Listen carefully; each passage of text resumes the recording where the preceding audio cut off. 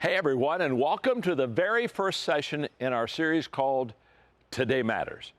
Over the next few weeks, we are going to be exploring the decisions and the disciplines we can incorporate into our lives so we can make the most of today and build a life that will be fulfilling into the future. We'll be looking at our attitudes, our priorities, our relationships, and more. But today, I want to start us off by considering why it's so important to focus on today, each day. I believe very few people understand that the way you live today directly impacts the way you live tomorrow, because most people misunderstand success. For instance, we believe success is a mystery, that there's some magic formula or silver bullet, and if we can just find this secret, we'll have a very successful life. Or we think it's all about luck, and having a successful life is for the few who are in the right place at the right time. Or maybe we think success is an opportunity out there that we have to wait for, or it's a matter of leverage, and we just need to connect with the right people. But actually, none of these are true. All of us can have successful lives by focusing on the habits, decisions, and choices of today. We can build meaningful lives, but it's up to each one of us to make today matter. You know, throughout the Bible, God teaches that we reap what we sow. 2 Corinthians chapter 9 puts it this way: a farmer who plants only a few seeds will get a small crop, but the one who plants generously will get a generous crop. Our future harvest of blessings and opportunities depends on what we choose to plant today. So this time together is about how we can sow good things in order to reap even greater blessings in the future. I'm excited, so let's get started. And I'd love to hear from my friends right here all about how to make today matters. All right. Yeah. Wow. Wow, let's just start by talking about the importance of today, because today matters really does focus us right now on where we are today. So Scott, let's start with you and let's talk about the importance of today. I mean, the thing about it is it's not just like a cliche or a cool saying like today matters. I mean, it really does, because what else do you have? I mean, we don't have the past. Yeah, what else do you have? What else do you have? I mean, so many people are still living psychologically, mentally in the past. Mm-hmm. Some people are living just going, one day I'm going to do. But all you really have is right now.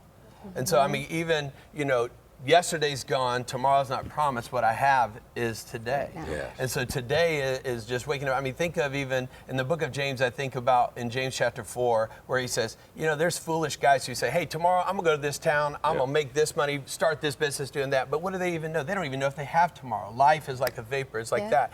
He says the thing they need to do is say, Lord, what's your will? I'll do whatever you want. Wake up every day and just say, okay, today, I'm just going to walk in submission to you in obedience with my purpose, focused in on that. That's all you got today. That's so good. Wow. Scott, good thought there, my friend. Colleen, jump in on that, would you? Well, you know, and here's the thing is, living a life of surrender helps us to have the success that we ultimately want. Mm-hmm. And this is what you're alluding to. I mean, I found that living on a short leash with the Lord and often checking in with Him, because He's the owner, I'm the steward of my life. I don't even own my life. Right. So running myself on that short leash, He gets to carry the stress and the load, and I get to listen. Or I get to screw up, and sometimes I choose that one. Yeah. Well, you know, we all had this matter where we started to carry the responsibility. What's great is when you live on that short leash, you let Him carry that, and so when a problem comes, you say, "Boy, God, you have a problem." There you go. It's all yours. I can hardly wait to see how you're going to handle this one. I saw how you handle battles. Now help me get out of this traffic jam. Okay. In Today Matters, one of the things I talk about that I just think is life-changing is that we underestimate the management of a decision. And we overestimate the decision itself. In other words, we think everything is, I made this decision. And what I tell people all the time is, making a decision doesn't make you. Yeah.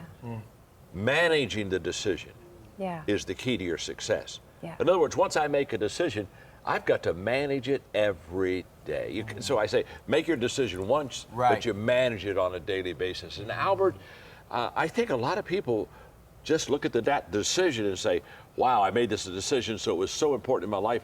And they forget the fact that unless they manage it, that decision will never come to reality. In their life. And it's the quickest way to have your decision have no impact and have no significance. Yes. Because it doesn't get managed. How many decisions did we make January 1 that have not been managed and now are just not even on the radar? You know what I mean? On Instagram, you had your new thing, tweet, and this year is going to be this, and I'm so excited. You're high-fiving, you do accountability. Come April, you don't even ask me about it. You can tell I have not fulfilled my thing. You can tell it ain't working. I think one of the biggest things about today is in the Lord's Prayer when it has that line that sometimes we just run past. Give me today my daily bread. Yes. And recognizing that God has something for me today that is for today. And oftentimes we're looking into, but Friday, what's coming? Or next month. And he says, no, you are missing the blessing that's right before you. So there's a blessing in today. So as you manage the decision, know that God is in the daily walking out of the management of the day. And I think, it's not like living in today is forgetting about tomorrow. And the today is in light of tomorrow. So like one of the decisions that I made is I want to end well, and I want to live with the end in mind every day. So one of the things I want to do is not just have my life lived well, but I want after me the ministry, the life, the legacy to be there. But so many people at that moment have a hard time handing the baton. So I've looked at that and I go, what do I need to do? Where's the struggle at? And I look at sometimes people haven't financially set it up where they can pass the baton because they got to keep in the job further than they can really, perhaps they should do it. Should be. Yeah. The second thing is I think sometimes the identity's so wrapped up in the job that not doing it anymore means they lose their life or lose their identity. And the way you get the internal crank going inside, like, man, I feel good, is something you're going to keep living on. And so to make that where it's about other people and building other people, then you can hand the baton because that's about it. So the succession for me is the decision. I want to end well and I want to hand the baton well. But that means every day I got to go, okay, I'm going to put money in savings so I got the finances right. I got to build other people up. I got to keep giving the mic away. The way I get excited isn't about me on the mic, but it's the people I've trained up, my sons and daughters and the disciples. And so that's so good. And isn't it so much more than just executing tasks? When we talk about managing things, it's more than executing a task. It's about maximizing the moments. Because then it doesn't matter where you are. Yes. Wherever you are, wherever you find yourself, if you can live fully within that moment, the only way you can ultimately seize the day is to seize the moment and to seize the right moments. One of the hardest things in the culture we live in, though, is to seize the moment. A friend of mine tells a story. She's at Disneyland. She's taking her son, and he's experiencing Disneyland for the very first time. And they get to the Dumbo, and you know what she's doing. She's got her phone out, and the whole time she's capturing every moment in Disneyland and all this. And she's capturing the moment, but she's not seizing the moment. So her little boy looks at her, and she pulls out the phone and is like, "All right, Dumbo," and he literally says, "No, mommy, no phones, just eyes." Wow. Just eyes. Just eyes. He's pushing her. Maximize the moment. Yes. Wow. Put down the filters. Stop living your life through the lens of next week, next month, or last year. Wow. Live in this moment. Eyes Bring only. just eyes to the moment. Eyes only. It's another book, John. That could be another book. That's another book. It's Today Matters 3. No, that's good. Oh, no, you and I are going to join Arthur on that one. Maxwell and Tate. I like this. Well, let me tell you. And you know what? The reason we don't maximize the moment is because we have this feeling that there's going to be something tomorrow or behind us that we've got. We become distracted by not appreciating the moment we live in. Absolutely. And it happens to every one of us. And so we just got to go back and say, okay, the only moment I have is now. This is what I've got. Today matters. So let's talk about preparation for a moment.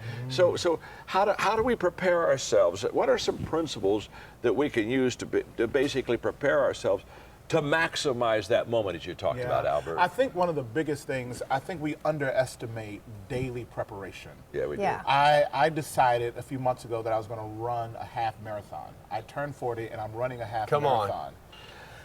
First of all, I had no idea. So the first time I went out and ran for 15 minutes, I thought I was going to die. It was a slow death. It was death by crock pot. I just felt death coming over me. I said, there's no way. And the people that were watching you thought the same thing. I came home. My kid said, Dad, what's wrong? I said, Dad's running. But as I've been preparing for this 13-mile run, the run happens every single day in the Yes, it does. preparation. Without the preparation, I won't make it through the marathon. So it has to be this daily decision to commit to fulfilling the goal that will come in a moment, but you get so excited about the moment. Yes. The moment is made in the preparation. Yeah. So it's about that Yeah. daily preparation and making that decision every day. Yeah. Wow, that is Yeah. so good. That's genius. It's everyday trusting that if I just do the right things, I can trust that. It's 1 Peter 5:6. Humble yourself under the mighty hand of God, and He will exalt you in due time. When the crock pot's done, when the dinger goes off and it's time, you'll be ready. It's that Absolutely. preparation. Success is where that preparation meets opportunity. The preparation's my part. The opportunity is God's part. Yeah. That's so true. That's so. Earlier when we were talking to the audience, we had the comment that I just loved about the fact that success was consistency. It was several little successes before you have your big success. Yeah. And I would just like to talk just a moment about consistency, because I think consistency compounds. Yeah. And I'm 70, and I can tell you right now, if you do the right thing every day, it's like an investment. In the beginning, consistency, it doesn't show up. Nobody ever gave you a consistency trophy for showing up for the first 3 days at work. I mean, they said, oh, here's a consistency trophy. You came 3 days. Yeah, my gosh. No. Consistency doesn't even show up for 10, 12, 15, 20 years. Right. But there comes that time when it begins to compound.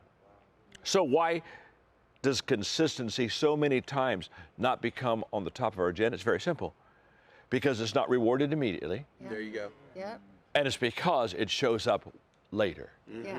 Yeah. But what is consistency? You know what consistency is? It's just making every day count. Yeah. Every day count.